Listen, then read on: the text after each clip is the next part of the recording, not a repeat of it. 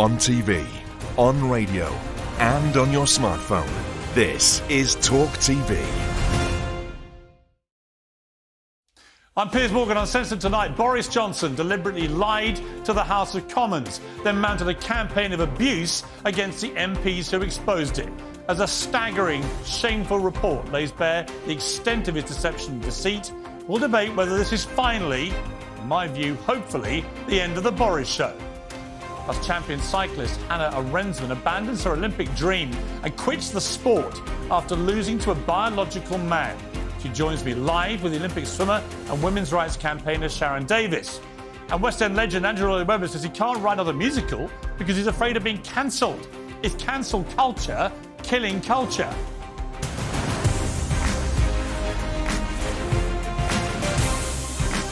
Live from the News Building in London, this is Piers Morgan Uncensored.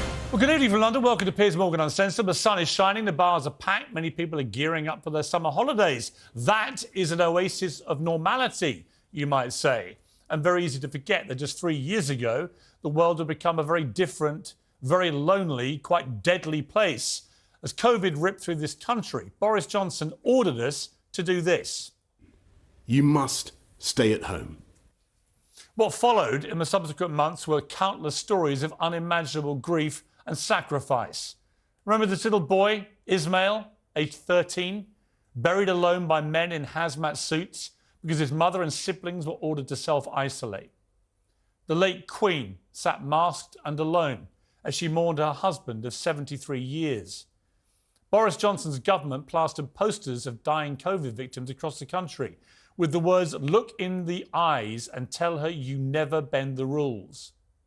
But Boris Johnson bent the rules, and most of his staff bent the rules. And regardless of what you now think of those rules with the benefit of hindsight, Boris Johnson was the man who made those rules and ordered the rest of the country to follow them.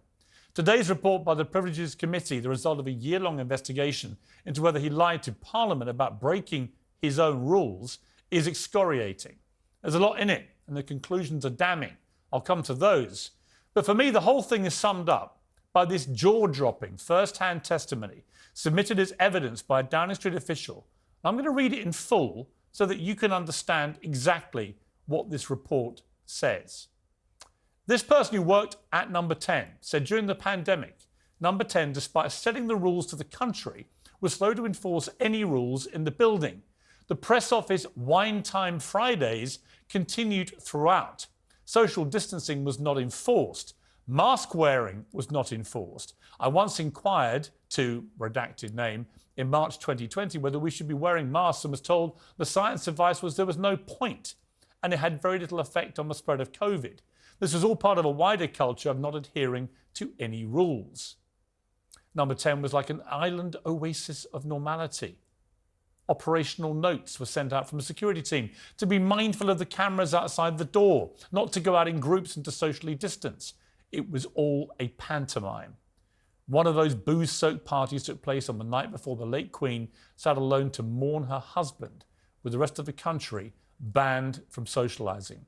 Staff inside the building where he lived and worked continued to party while the rest of the country and much of the world gave up everything to keep each other safe.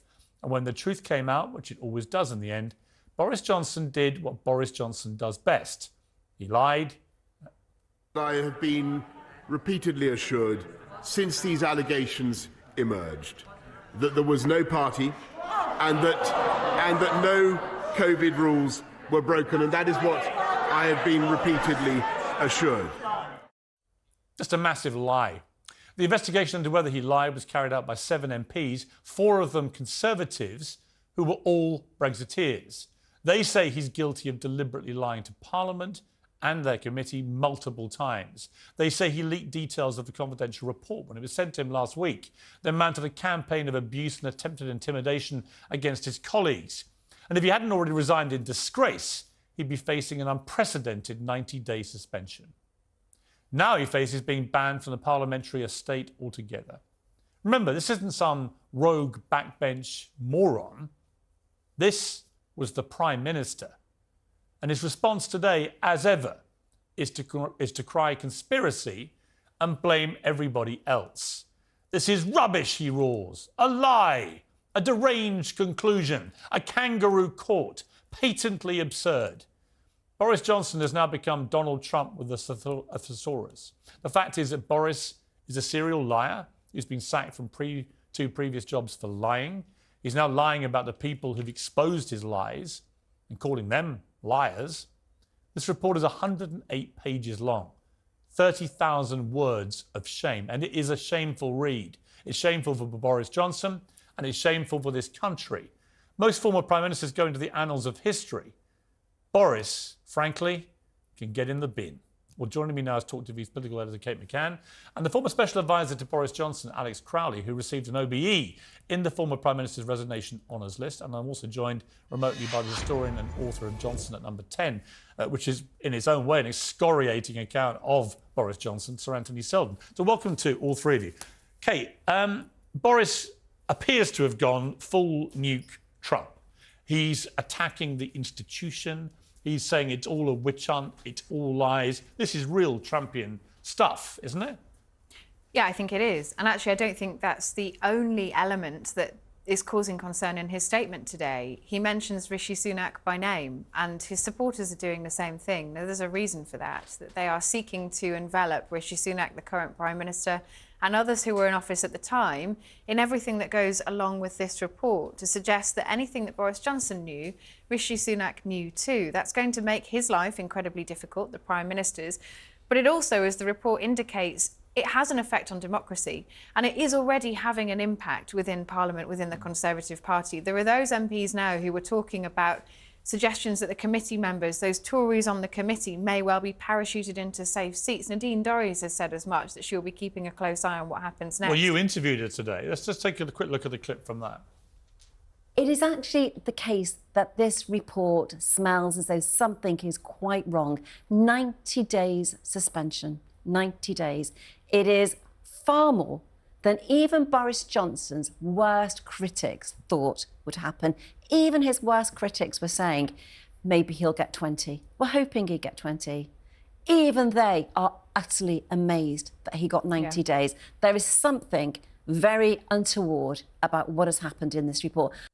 Yeah, here's the thing, though. He didn't get 90 days originally. They made it worse because of his attack on Parliament, on the institution, on all his MP colleagues, right? I mean, that's why he got 90 days. Yeah, there's a huge extra section of this final report which details exactly why they have chosen to do that. It talks in this report about the attack on the committee carrying out its remit from the democratically elected House amounts to an attack on our democratic institutions. They are taking this in itself very seriously. They're saying that actually that is a serious further contempt, which is why they added to that original penalty, which we believe was around 40 days and then was... Right, so they more than doubled it because of his ridiculous antics since he's read the report. He's read the report, he's seen how bad it is, and he's gone full Trump, which is to attack the institution which has created this supposed attack on him, when in fact it's a very well-researched and detailed report by a committee that is dominated by his own Conservatives.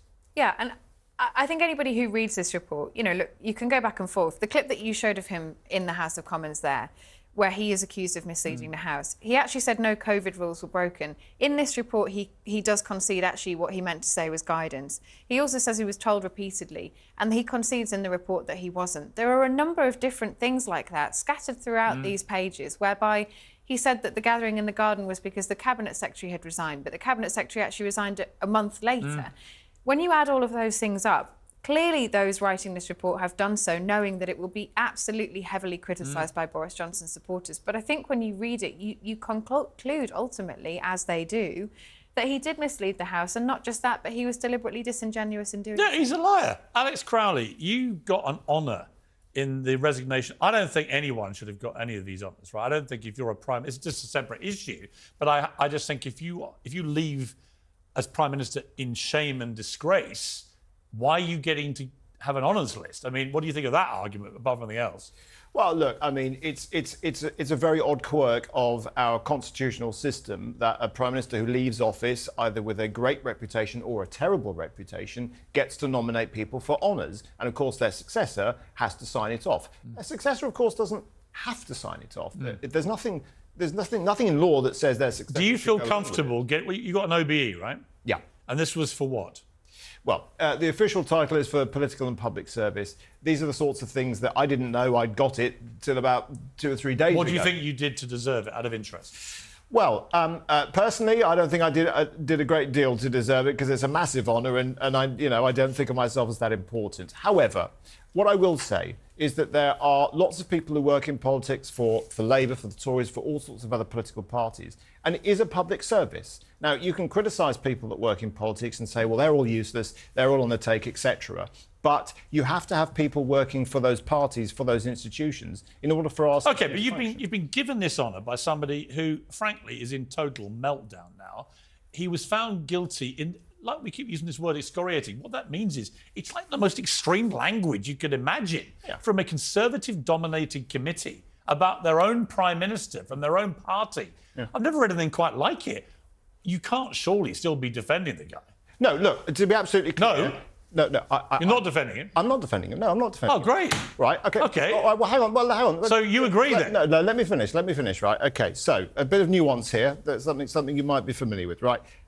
He's got to carry the can for this. Of course he has. He doesn't think so. Well, OK, but I think it's all a witch hunt. So. Parliament is corrupt. It's all a witch hunt. Yeah, He's been stitched up. It's everybody else's fault, but it's the usual Boris playbook. Exactly, but everyone Do you else... agree with that? Most of other people in the country say he's got to carry the can. However, I think there is one area where I think he does have a point, which is this. This is a political process, not a legal process. This is other politicians judging another politician. If you look at the severity of the punishment that they have dealt out to him, it is way beyond anything that anyone expected. Really? Hang on. You've got... Most people were saying 20 days. Well, we are actually in unprecedented territory where we have a Prime Minister of this country who has gone to the House of Commons and brazenly lied. We've never, ever had that before. No Prime Minister in this country's history has ever done that.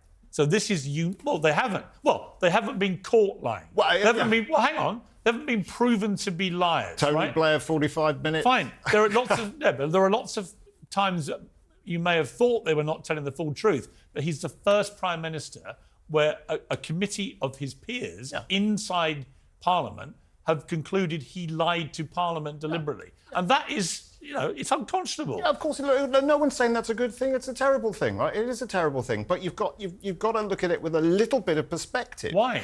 Well, because... Why? He was breaking his own rules. Of course, yeah. Rules which meant the Queen had to mourn alone. Yeah. Meant that this little boy, Ismail, had to be buried alone. Yeah. I know countless people who had to say goodbye to their loved ones on FaceTime videos on their phone because of the rules that Boris Johnson set. Now we find out that every Friday was wine party time for his own press team. And he wants us to think he didn't know anything about it happening in his own building. Yeah, it's complete hogwash. He knew all about all this stuff. But look at him. He's there, leading these bashes. Look, but the point Hello, chaps, carry on. Don't worry about the rules for the little guys. No, but the point is... They don't apply to us. He was punished for that because he lost his job as Prime Minister. Yes. That was, at that time, that's the worst thing. So what are you actually defending him about? What I'm saying is that Sounds to me like you basically agree with me. Well, I agree with you to a certain extent. Right? Well, I'm trying to work out what part of the extent you don't agree with me. He should have carried the can, and he did. But I think this committee goes way too far. So a bunch of Tories basically have been, what, partisan against him? Yeah, but you and I both know your worst enemies are sat behind you, not opposite you in the House of Commons. It's not good. It's not good enough to say just because it's Tories they were always going to back him. Right. The fact is a lot of people in the party never liked. All right, let me bring in Sir Anthony Seldon. And I read your book. I told you this on half-term vacation, and it was, well, to use the phrase of the night, excoriating. So it's no surprise to you, I'd imagine, what's happened here. But are you surprised by the way Boris has gone full Trump? I mean, literally, he is now attacking every part of the fabric of our institutions of democracy. Yeah, it's incredibly poor judgment on his part, and also it belittles the office of Prime Minister. It is the highest political office in the country, the second highest office to that of head of state, the monarch. And it's important that people who hold this office act with decorum and respect for the institutions and don't slash out criticising those people who have criticised you. There's no proportion there. There's no good example. So, look, Piers, as you say, the book I wrote about him with Raymond Newell is full of, every single page, many places, episodes where he hadn't read his material, where he gave advice one way and then changed his mind, where he didn't listen to people or listen to the wrong people. COVID, Owen Paterson, levelling up, Chris Pincher. I mean, it just went on and on. No one by the end wanted to work with him. No and the point, I think, officials Sir or Anthony, aides. The point it was a disaster. It was a fiasco. It was a fiasco, and your book makes it crystal clear in gruesome detail why it was such an embarrassing farce. I think the point is, it's not about cake at birthday parties amongst colleagues. That's not what this is about. It's far more serious than that. It's about a Prime Minister who set very draconian rules for the people of this country, which most people followed assiduously. Many people were fined for breaking. So they took this seriously. And now it's turned out from this report that all the time, the Downing Street view of this, from masks to social distancing to any of it, was basically to laugh at the country, to mock them, to say, that the rules are for other people. None of this applies to us in here. We're like this little oasis. But they weren't. They were at the centre of British democracy, number 10 Downing Street, setting rules they were flagrantly breaking, and the guy at the top knew all about it and then went to Parliament and lied to his MPs.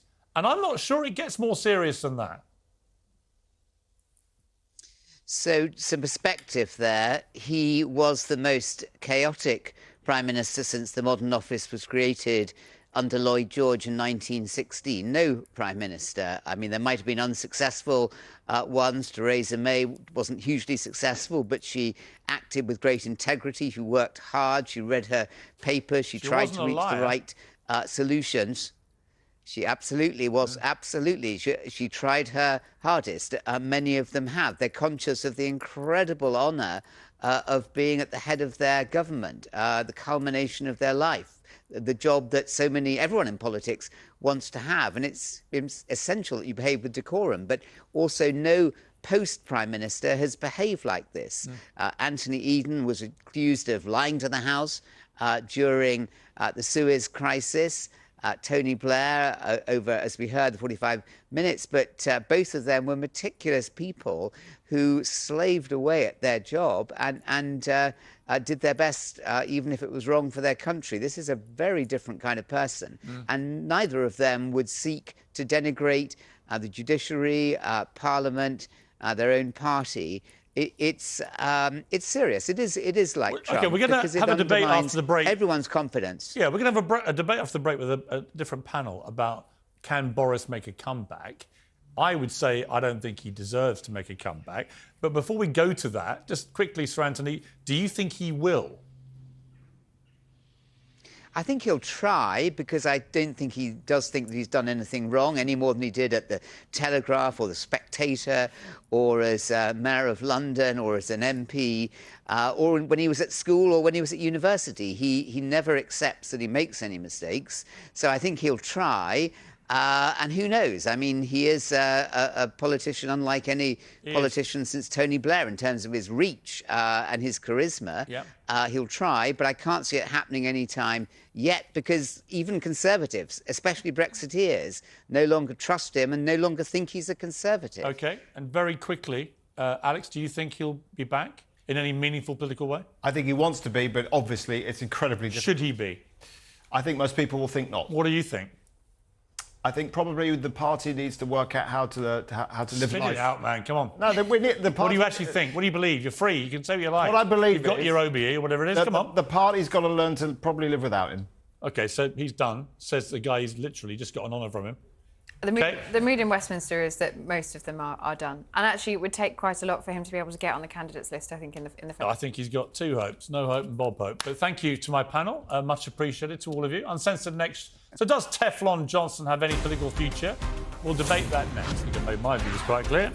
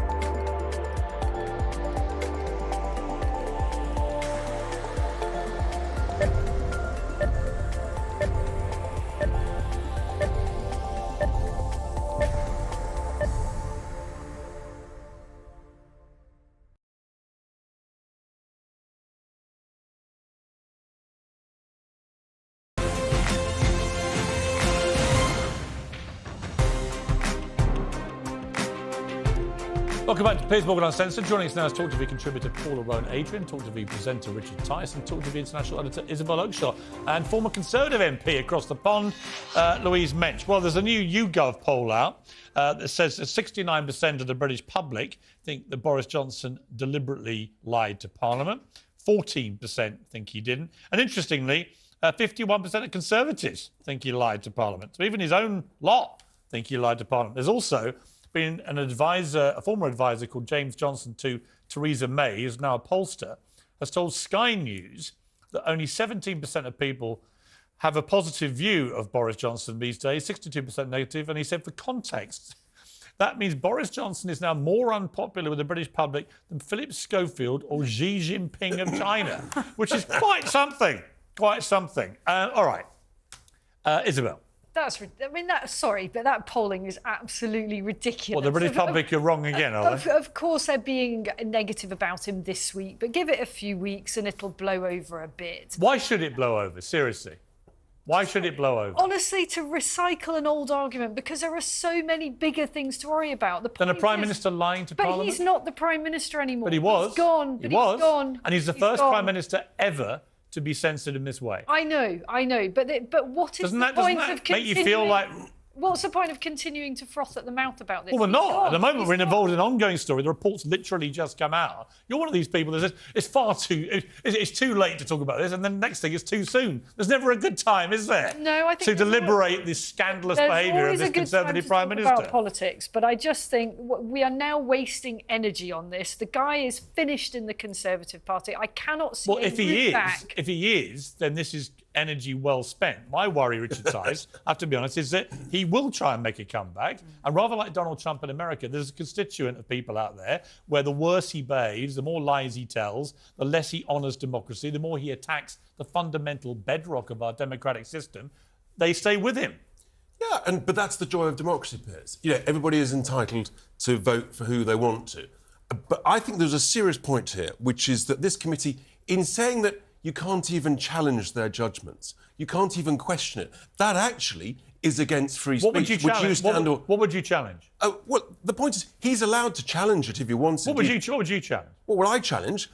I think the... And by the way, he's allowed to challenge it. He was given it 2 weeks in advance. But he's allowed to go back and say that, But the fact that they increased the sentence because he criticised it, I think is an attack on free speech, an attack on the standard. That's the only point. All right, Paula, no one's doubting what he's done. No one's doubting what he's done. I don't agree with you, and I think Paula's going to say what I'm about to think we need myself. To be clear about this. He didn't receive the further reprimand because he didn't agree with the report. He received the further reprimand because he was told that it was a confidential document. He was supposed to respect the confidentiality, and he failed to do that. This is another example of Boris Johnson Where's the democratic accountability of not being able to question judgments? Why should he be allowed democratic accountability when he himself is attacking the very idea of democracy? Out of interest. Look, he's not attacking democracy. Oh, yes, he is. Well, no, hang on. We have a democratic process. Yes. Parliament is the absolute cornerstone. And no one's doubting And this guy is saying the whole thing's corrupt, it's all a witch hunt, there are a bunch of liars. I don't think I've never seen a former Prime Minister try to damage the institution of democracy in this way, ever. Well, it is Trumpian. It's the way Trump attacks it in America. It is Trumpian. But you can't feel comfortable about that. I'm not feeling comfortable about what he... No one's doubting what he did. He misled Parliament. There's no question about that. He lied to Parliament. And the likelihood is that he deliberately lied to Parliament. He obviously denies that. But I think you cannot say he can't question the report. And to increase his sentence because he had the temerity to question it, I think is vindictive. Not because he had the temerity to question it. Exactly because he questioned it. That is wrong. Exactly. It was a confidential document, but one that he knew that he was supposed to respect the confidentiality, and he decided to completely disregard that. Here's what he did. Here's what he did, Richard. He got given the report 2 weeks before. He studied it. He realised he was going down, right? He realised he would have to probably lose his seat. He realised the game was up. And he did what Trump did when Trump blew it up. He just blew up the whole thing and has carried on blowing it up, right? And my answer to that is we should just... That's enough, Boris. We don't have to go down the American route where he just comes back and does it all over again. We don't. Well, So you only believe in free speech when it suits you? No. That's the point. No. Once again, Paula's completely right. You are actually wrong on this. Maybe we should go to your own partner and get her to explain to you why you're wrong. Isabel. Because you're wrong, because the point is that he shouldn't have criticised it before it came out, because that is the agreement, and it's basically like he broke the embargo. It's not a free speech information issue. that he shouldn't have done. It's not a free speech issue. It's about him deliberately torching the conventional process of how these things are reported to the public, and he knew what he was doing. They said they increased the sentence, right, because he challenged their report. Not because he challenged the report, because he broke every rule around the release of the report, and then he torched the very idea of democracy. And he's a Prime Minister, for God's sake. Former Prime Minister. And when we Until recently, a Prime Minister, the most powerful politician in this country. And he's torching democracy. And he's paid the price. Yeah, so he should. I'm actually getting fed up with people trying to defend Boris Johnson. I'm not defending him. He's not this cuddly, lovable guy that all his supporters No one's defending Honestly, him. I'm just assuming this report is a guy who systematically lied. It's not the first time on that rodeo. No. He lied when he was fired from a newspaper, The Times, for making up stories. He lied when he lied to Michael Howard about an affair at the Spectator and so on. You know, Boris has always lied. We all know that. And it was kind of funny for a while until he started doing it over COVID, when people were dying. And can I make a prediction here? Because I don't think he's going to make a comeback, actually. I don't think this is at all about him making a comeback. I think what this is about is him making himself this figure of intrigue, of grandeur. I've just remembered. Wants his money. Hang on, I've just remembered, Louise has been waiting very patiently. I'm still thoroughly enjoying the debate, but I've completely forgotten you're over there. Louise, OK, you're going to try and defend the indefensible, are you? Yes, I am, but I don't think it is indefensible. I'm a bit of a sticky wicket if you're fed up with hearing people defend Boris Johnson, because that's what I'm just about to do. Somebody has to push back on you, as great as you are, saying throughout this show that Boris Johnson has been attacking democracy and attacking Parliament. This committee, this little quango, is not the same thing as Parliament. It's not a quango, it's a committee of parliamentarians led by 4 out of the 7 being Conservatives. They're your people. They're Boris's people. It's not a quango. Who were picked by the House. As the last panel, it's a group of MPs selected by Parliament to adjudicate against MPs. And guess what? A bunch of Tories found out that their Tory was a liar. That's it. It's not a Labour thing. It's not a quango. It's not a Lib Dem thing. I didn't do it. It's the Tory party people who did it. Piers, the committee hasn't just threatened Boris Johnson. And by the way, how do you know that it was only 40 days originally? You know that because this committee themselves have been leaking. They didn't just threaten Boris Johnson. They came out a couple of days ago and they started throwing their weight around and threatening not only Boris, but any of his supporters in Parliament who also criticise them. They think that they are above the law, and it's a small group of people that have done this. Now, I've read this report and I don't agree with you. I don't think it is a meticulous piece of work. What? And I don't think your view is universally held. I see the Times, I see the Telegraph, the headlines today, lots of people saying that they've gone way too far, that it's spiteful and that it is over the top. Now, is Boris finished? And you don't think Boris's response has been spiteful and over the top? No, I think he's entitled to defend himself against a group of people that are out to get him, one of whom went to a party He said the whole thing's a stitch up. They're all a bunch of liars. That's called free speech. Why do you believe in it? No, You believe in it? I do. Except when it doesn't see you. No. You're getting me completely wrong. I believe in free speech. I don't believe in him torching the process that these things have done. He hasn't torched democracy. Yes, he has. He's torched the committee. He defended himself, but he fundamentally in the House of process. So, Louise, do you think Boris can actually make a comeback? And if so, why?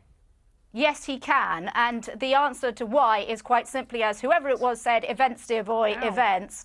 He's not going to be able to make a comeback before the election. That is obvious. And I think he's leaked his plans, if you like, to the Times tonight when he has said that he's waiting for Rishi Sunak to lose the election disastrously, and even then he's not going to try and come back immediately. He's going to wait for somebody to follow Rishi and not to land a blow on Keir Starmer. And then when the Conservatives are tired of losing, that's when they might go back to the guy who delivered an 80-seat majority. So you can he did deliver it, and then but I think you'll be the only one. And then he squandered it. and he squandered it because he kept lying, and he kept breaking the rules that he set for everybody else. And unfortunately, when you do that as Prime Minister, people don't like it, it turns out. Who knew?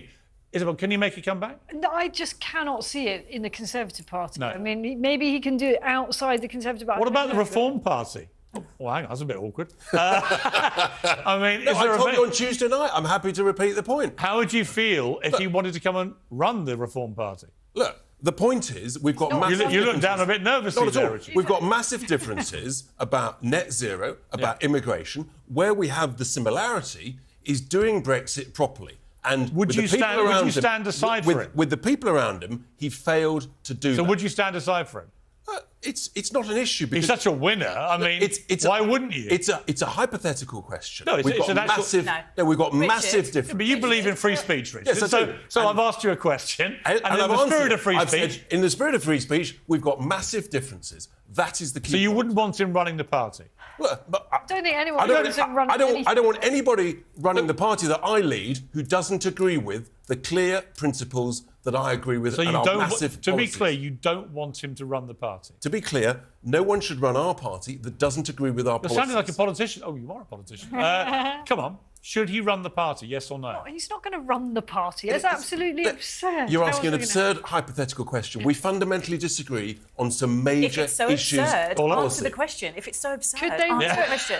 I think you need to rephrase the question, Piers, and you might get somewhere. The fact. Well, how would you phrase it? You obviously know the right question to There ask. are people. Richard, Hang on, Isabel, you ask the question. I'm just okay. Let me put it this way: do you think you could work with him? Good question. Good question. On Brexit, yes. No, with the Reform Party. On Brexit, we should do it. Look, we've left. We should do it properly or not do it So at you all. can work with Boris Johnson and the Brexit. Reform Party? On Brexit. You could work with him?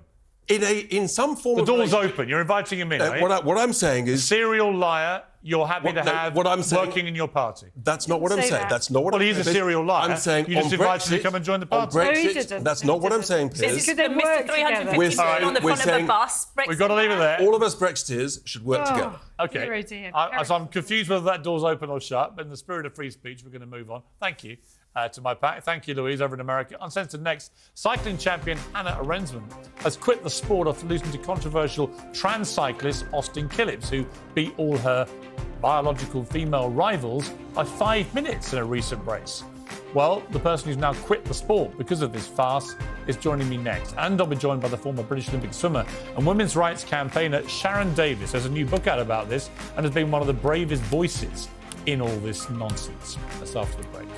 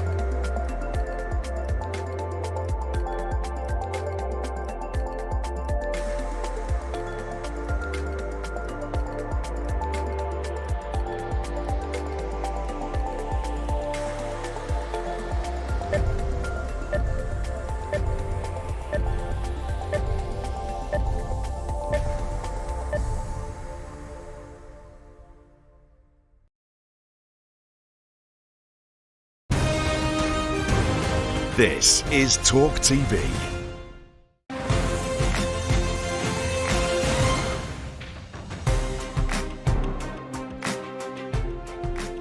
Welcome back to Piers Morgan Uncensored. Women's cycling champion Hannah Rensman quit the sport after losing to controversial transgender competitor Austin Killipps in December, abandoning her dream of competing at the Paris Olympics in 2024. Footage from that race shows Killipps shoving Rensman, causing outrage that the 6-foot-tall, very muscular-born male used intimidation to get ahead. Well, last weekend, Austin Killipps won another race in North Carolina by 5 entire minutes.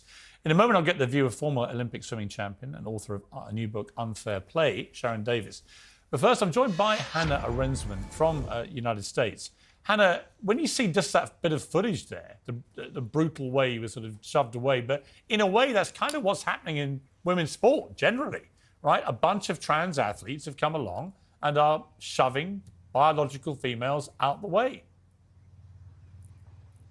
Absolutely. It's very disheartening to see in all sorts of levels. And it's not just the elite. It's also every level, starting from open women all the way up. So, yeah, it's very sad.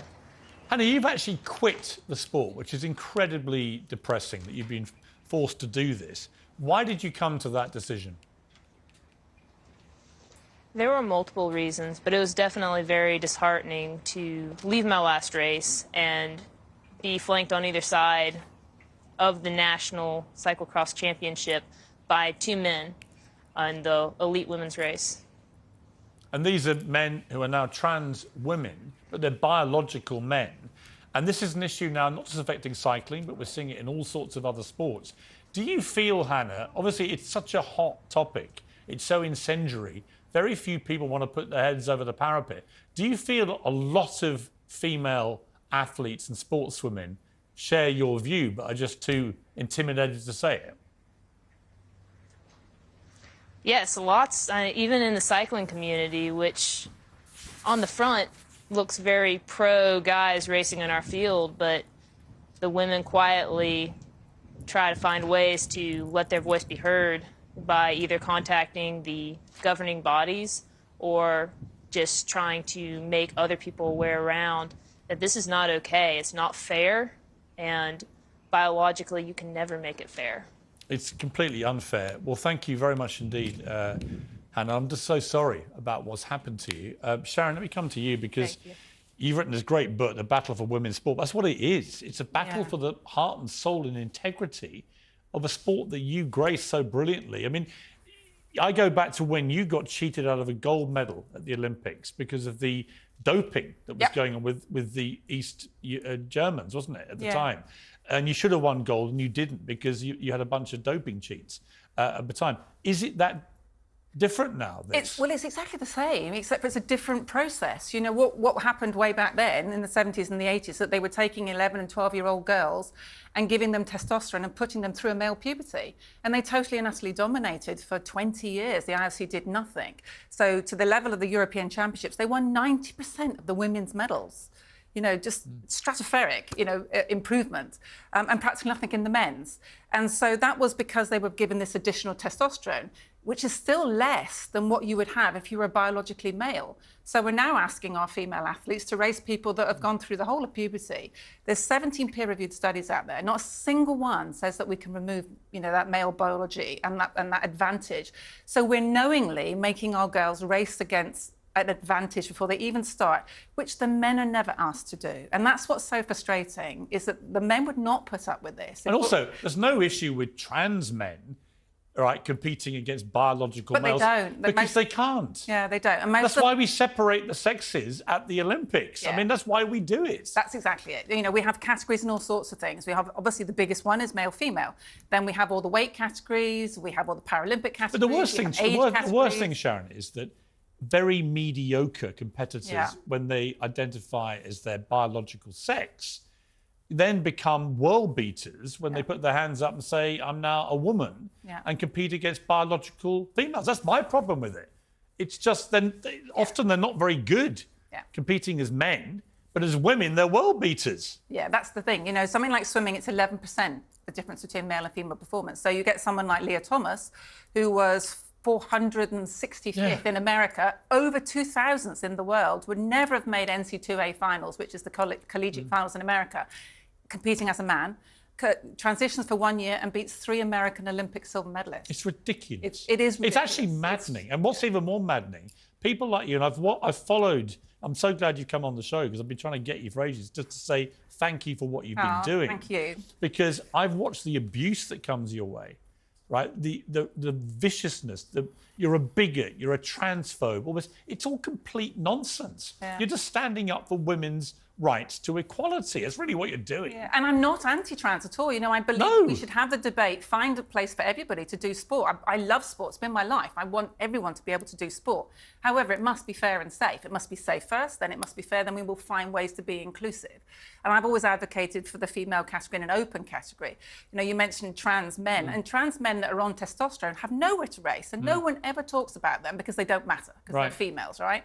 But actually, if we had this open category, they would have somewhere to race as well. Yeah, I think that you either compete against your biological sex. So if you're a trans woman, you compete against biological males, as many of them have done before, or you have a different category of its own. Yeah. But what you can't do, you cannot continue to allow biological males to demolish biological females. Otherwise, the integrity of women's sport is disintegrated. I know. And it's not just that. It's the fact that we have such a small piece of the cake anyway, Piers. You know, in this country, for example, there's 1,000 women earning their living from sport. There's 11,000 men. In America, 1% of the sponsorship dollar goes to women. 1%. Yeah. 4% goes, you know, primetime sports airtime. Our piece of the cake is tiny, and now we're being asked to budge over for biological males. It's just infuriating. And the book shows throughout the whole of history this has been the case. It's brilliantly researched, but I do come back to this thing that basically it's the new form of doping. It's the new form of cheating. Everybody knows it gives them an unfair advantage. And it's not transphobic. I support trans people's rights to fairness and equality. But why should that come at the expense of fairness, safety and equality for women? It shouldn't. Absolutely. No, it really shouldn't. You know, we fought very hard to try and get equality. We're nowhere near it, but we are getting there. And now this is a massive step backwards. And it is a parallel with those East German years. It is. That's probably why I speak out, because I saw so many of my friends, you know, lose out. I have friends that came fourth behind 3 East Germans. No one's ever remembered And I read that you met the East German who beat you. And she offered to give you her medal. Yeah, she did. So she knew. Yeah, they did know. You know, they knew. They were part of a system, right? They were part of a system. I don't have any issues with them as individuals at all. In fact, you know, I believe they were very much victims of the system. Yeah, I agree. And the IOC are extremely responsible for all of this. They are not. The IOC are not to be held up as examples. No, I totally agree. Sharron, keep doing this. Thank you very much. Because you're doing an incredibly important job, and it's a brave and lonely place to be. It's getting better. It's getting busier. It is. And eventually, justice will prevail and common sense will prevail. It's called The Battle for Women's Sport, Unfair Play by Sharron Davies, a fantastic book. If you want to know why it's so unfair and why it's so important to have this debate and to avoid all the nonsensical abuse that goes with it, read this book. Sharron, good to see you. Thank you. Uncensored next, rainbow flags have been replacing Union Jacks and the stars and stripes across the UK and US. And it's wound a few people up, including Tommy Laren. We'll debate next why.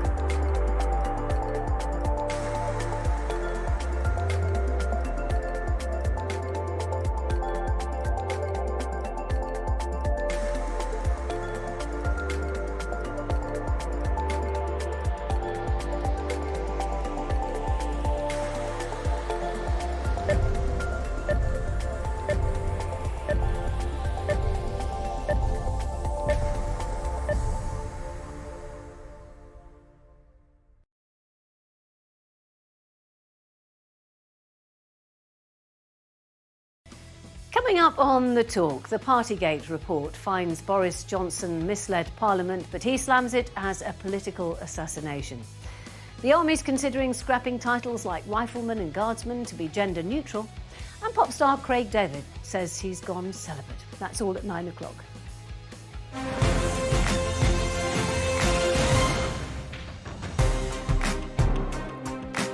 Well, welcome back. You may have noticed it's Pride Month, and it's pretty hard to ignore it. The rainbow flag has been hoisted over London's Regent Street in place of Union Jack and draped from the White House balcony in place of a star-spangled banner, which has sparked quite a backlash in the States. Have we gone rainbow crazy, or is Pride Month more important than patriotism? We'll debate this.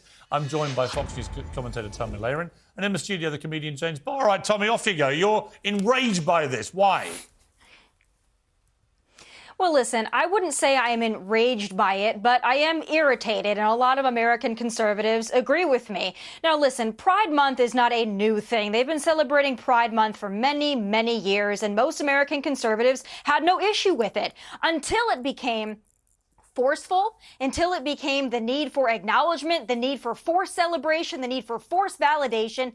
That's when you lost people. And then we took LGB and then we added LGBTQIA+++, and then we included men who dress up like women and mock women, like influencer Dylan Mulvaney. And then a lot of American conservatives just said, listen, we've had enough. It's okay if you're proud of your sexuality, but why do I have to be proud of your sexuality? That's where you lost a lot of folks, and we're starting to finally stand firstly, up I'll say and Dylan is a trans woman. Dylan is a woman, so you got that wrong. And secondly, well, Dylan was a gay man until last year. Hang on, Dylan was a gay man until last year. They've transitioned, they're a woman. I think that we lost people right at the beginning when gay people were dying in the streets because no one was looking out for us. So actually what we're doing right now is just, I wouldn't even use the word celebrating. I think Pride is a protest. Is it a bit too much? In other words, do you want to... What does that mean? What is too much? In other words, I think with every campaign, bringing people with you is really important, right? The moment it looks like it's just over the top,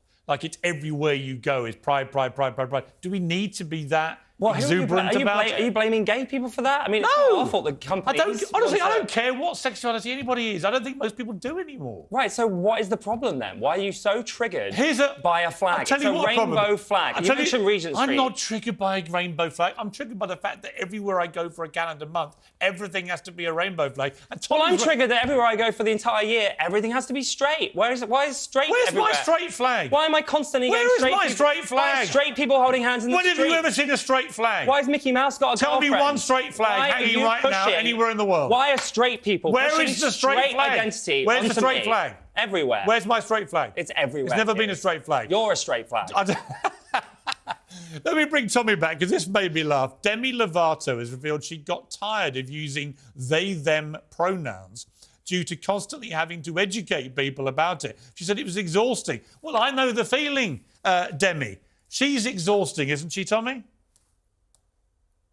It's all exhausting. Listen, nobody cares what you choose to be. It's just this. Everybody has to keep up with what you feel like today or tomorrow. Everybody has to change the way that they address you. And if somebody, heaven forbid, makes a mistake, then all of a sudden they're a transphobe and they're akin to a domestic terrorist. It is absolutely ludicrous. That's absolutely and to go not back true. To this That's pride, and by the way, how many letters are there now? No, I let you talk. Well, yeah, exactly. What is I let you talk.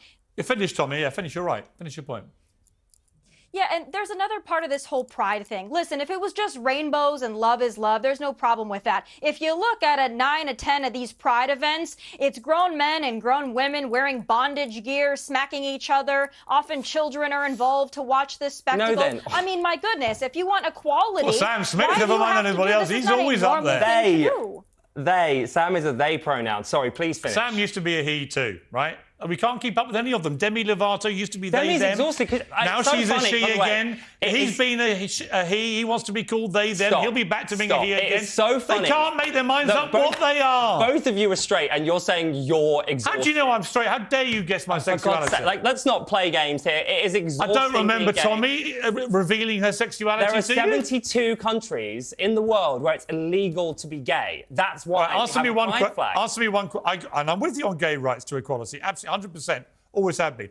Answer one question. How many letters are there now in the That's official? such a pointless question. How many are there? It's a flag that represents... How many I letters? don't even know. How many are there? I don't need exactly to know. my point. I don't need to know because it's not about There the are so many letters. letters now, we can't keep up with it. It's not about that. It's about inclusion. Nobody for knows if they're an L, LGBTQ+ a G, people. a B, yes, a T, a Q. And now we found out, according to the Johns Hopkins Medical University in Baltimore, that apparently lesbians are now no man who have relationships with non-man having a relationship with a non-men. I personally don't even know what you're talking about. What Exactly. I do know Nobody knows what they're is talking that about. The Pride flag is there to represent LGBTQ+ people and minorities. And like all sorts of movement, like Black Lives Matter, the reason it's so loud and, to quote you, exhausting, because we need to All right, tell people but I do who want we to are come so back we get next our time I rights. speak to you to the straight flag that you say exists, which I've never seen. Right. Because I want my own straight flag. Sure. Tommy, great to see you. Great to see you, May I Jeff. wish you a happy Pride Month? You may. Go on. Woo! Woo! Woo! That's it from me. Whatever you're up to, keep it uncensored.